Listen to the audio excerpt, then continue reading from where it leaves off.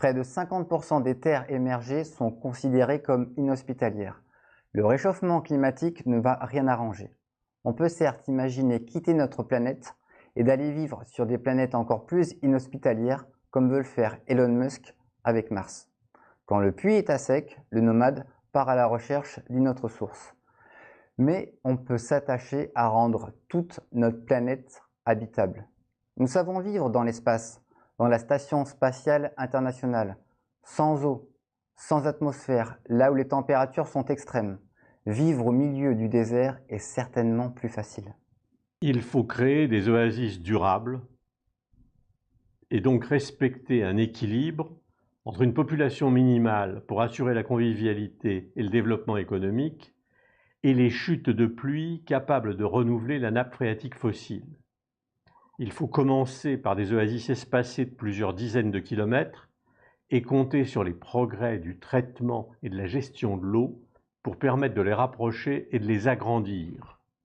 Pour bien vivre, il faut de l'eau, pomper, traiter, recycler. Il faut des télécommunications, ce que sont en train de nous apporter une constellation de satellites.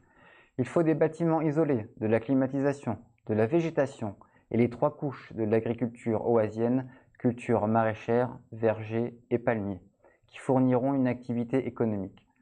Tout ceci nécessite de l'énergie, qui peut être fournie par des panneaux solaires ou des éoliennes. Avec tout cela, on peut installer des logements, une école, un dispensaire, une agriculture et d'autres activités économiques, voire même du tourisme. Pour apporter tous ces équipements, il faudrait disposer de voies ferrées, ou au moins de routes dans lesquelles puissent rouler des camions. Mais les vents de sable et la chaleur soumettent celles-ci à rude épreuve.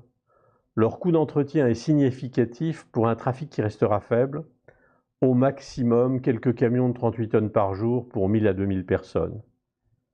Et avant le coût d'entretien, il y a la décision d'investir dans une route. Quand on n'a pas de route, il faut créer un pont aérien.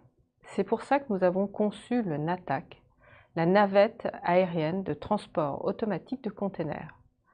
C'est un hybride entre un dirigeable et un avion allégé. C'est sans pilote, c'est capable de transporter un container de 30 tonnes sur 500 km, et cela à un coût à peine supérieur à celui d'un camion.